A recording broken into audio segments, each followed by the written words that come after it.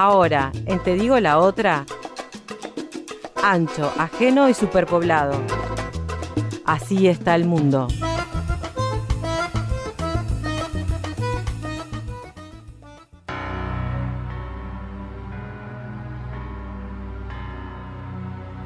Bond. James Bond.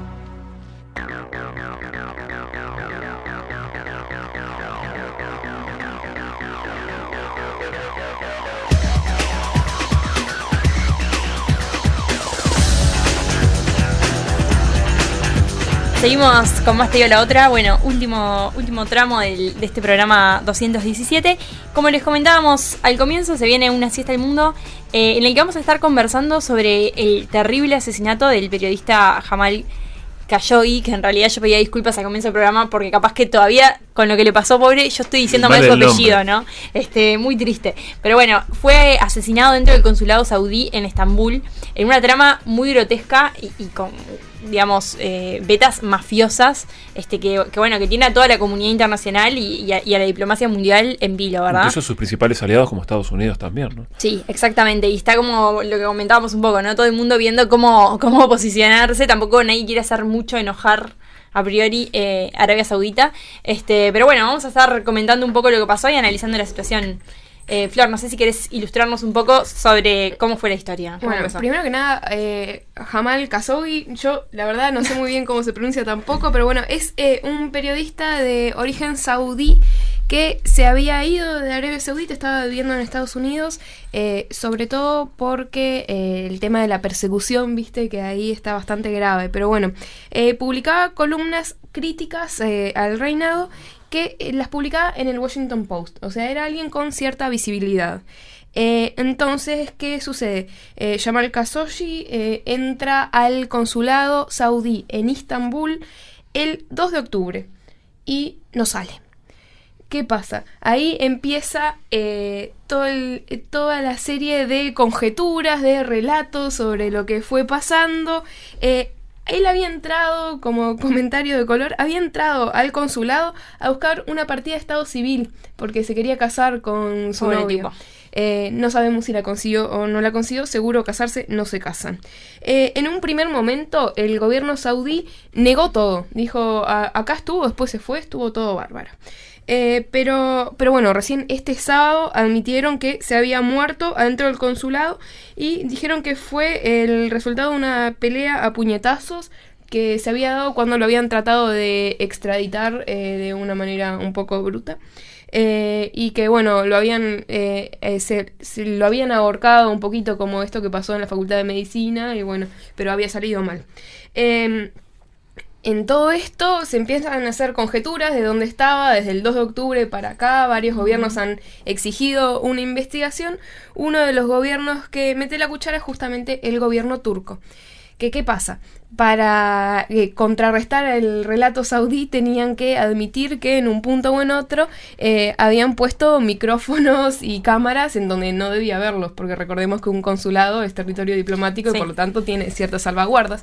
Pero bueno, el gobierno turco dice tener un audio y video que, bueno, no sería totalmente obtenido de una manera legal, pero en este audio y video dicen que se nota que este periodista y el personal del consulado saudí discutieron, después a nuestro querido Jamal lo interrogaron, lo torturaron y lo mataron.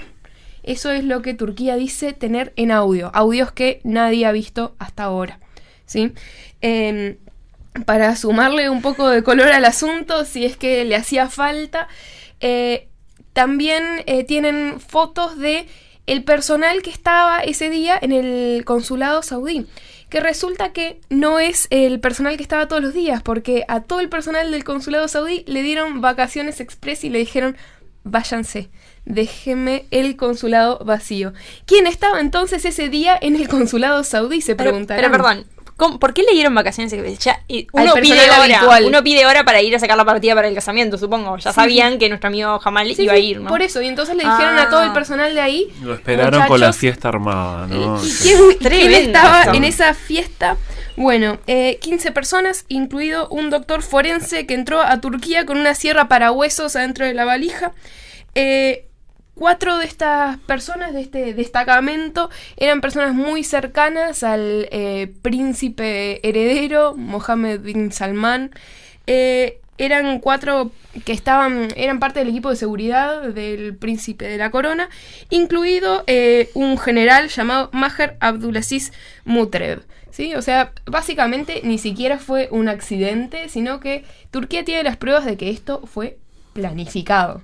¿Sí? Claro, porque en realidad uno podría decir, bueno, obviamente Arabia Saudita es un país sumamente autoritario, con estas características que dice Flor, pero qué mal ligado de repente, ¿no? Justo fue una embajada, un consulado en el cual había gente dispuesta a esto. Capaz que de repente si iba a otro consulado no pasaba, pero no, en realidad no tan rápido.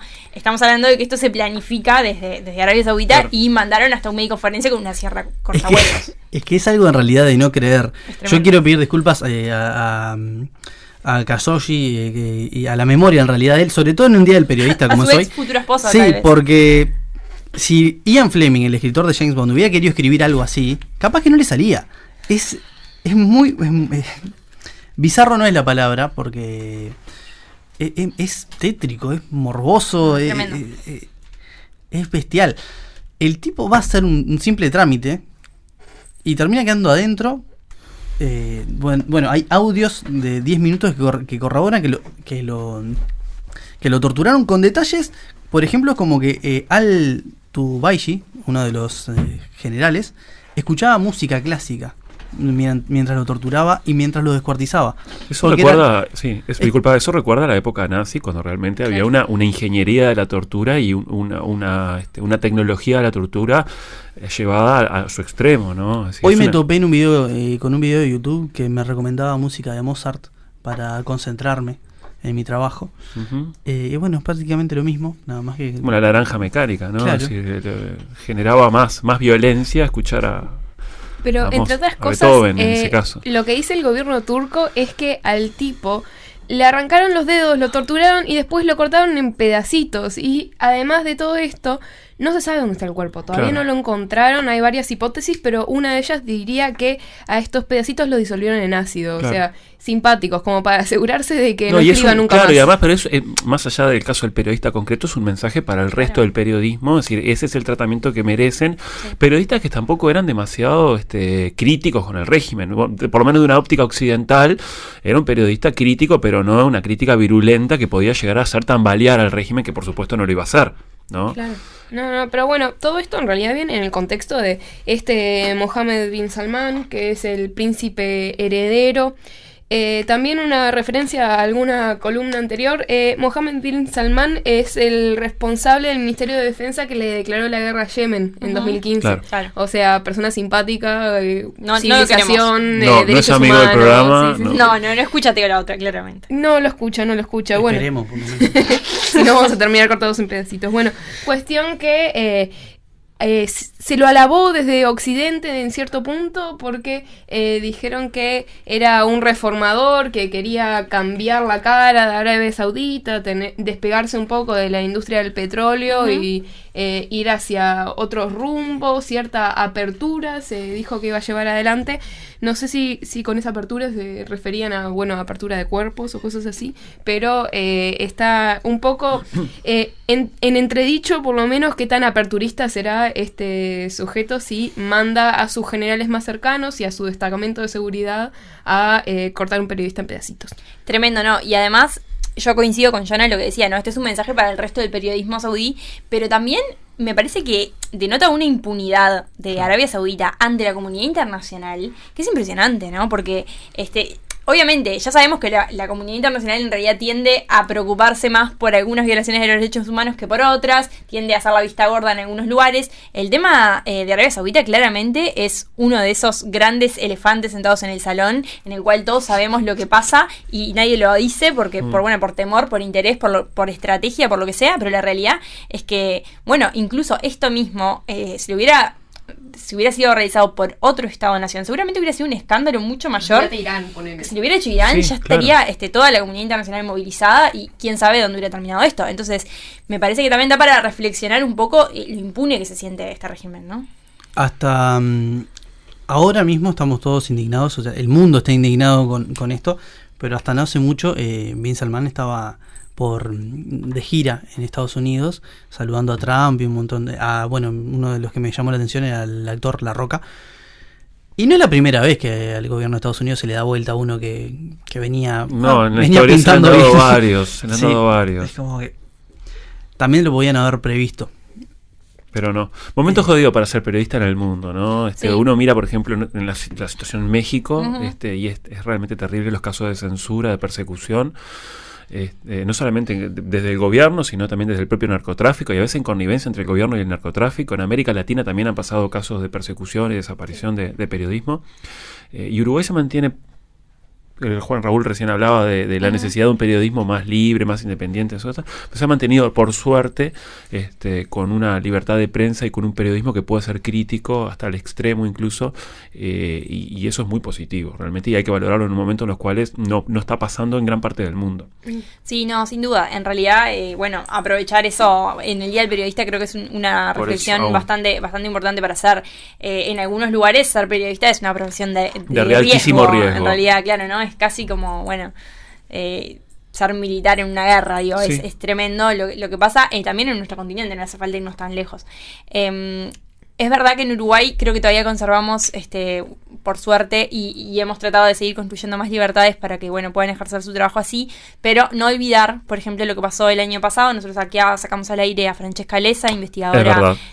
italiana, politóloga y amiga de la casa, que investiga cuestiones asociadas al Plan Cóndor y la ley de caducidad. El año pasado fueron amenazadas 13 personas de muerte por parte de un comando Barneix, de militares retirados, Es verdad. golpistas, y entre los que había algunos periodistas, había algunos activistas y demás investigadores, y eso en realidad sigue impune y nunca se pudo saber quiénes fueron los autores de esas amenazas. Así que me parece que cuando aparecen esas luces de alerta es importante que reaccionemos, ¿no? Sí, no es necesario llegar al nivel de este claro. caso para reaccionar. A mí realmente lo que me preocupa es lo que vos mencionabas sobre la reacción de la comunidad internacional, que si bien, por ejemplo, Alemania dijo que iba a dejar de venderles armas a Arabia Saudita, no lo hizo con respecto a Yemen, ¿no? Pero recién ahora se les prendió la lamparita.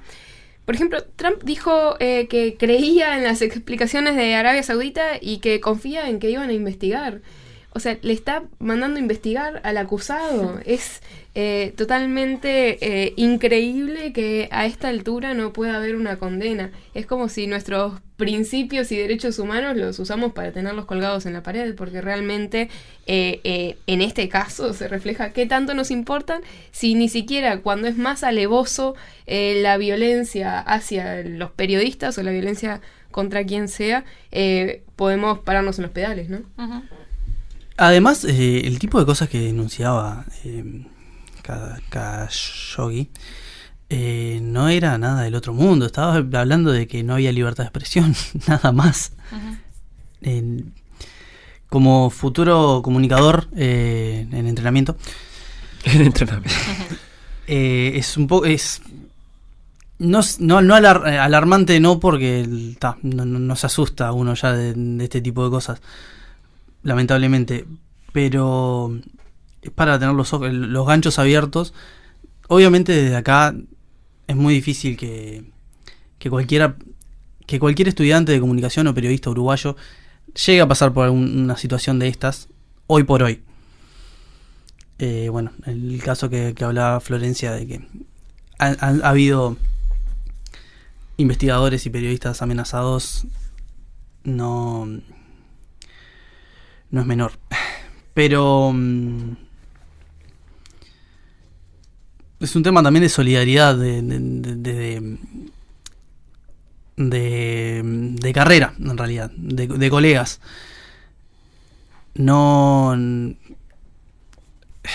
Tengo miedo que te quiebres, Ramiro, por favor. Nosotros te defendemos. Tengo miedo de que te Ramiro. quiebres. Yo soy una persona muy cobarde, lo voy a decir ahora al aire. y claro, solo pensar el hecho de yo no quiero ir a ninguna embajada más, por ejemplo. No Claro. quiero hacer ningún No trámite. querés Tenía hacer que ir a trámite. tramitar un pasaporte, no lo voy a hacer. Pero hablando en serio, es me toca el lado solidario de pobre hombre, cuando en realidad lo que se decía era simplemente verdades y tampoco eran nada del otro mundo. Sí. Y ahora cuando decían eso, contaban un poquito cómo fue la tortura, ¿no? Que le cortaron los dedos, me recordó el caso de Víctor Jara en Chile, ¿no? Automáticamente dice, y es muy simbólico el cortarle los dedos, es muy simbólico, y en el caso de un periodista, en este caso Víctor Jara, un guitarrista, un cantante, un cantautor, cortarle los dedos significaba cortarle su materia prima, ¿no? Pero en este caso cortarle los dedos también es muy simbólico en el sentido de dejas de escribir. No escribas más. Claro, sí. no escribís más. En este sentido de que esto además es para los que vienen después, para los que quieren recoger esta causa, cuál puede llegar a ser, y que en cualquier momento, en cualquier lugar, incluso cuando vas a hacer un trámite a otra embajada, te puedes encontrar con esta, que dudo mucho que Arabia Saudita lo vaya a hacer rápidamente, ¿no? Porque esto está por lo menos muy fresco, pero nada garantiza de que no vuelva a ocurrir. Te digo la otra en las redes. Búscanos en Facebook y Twitter.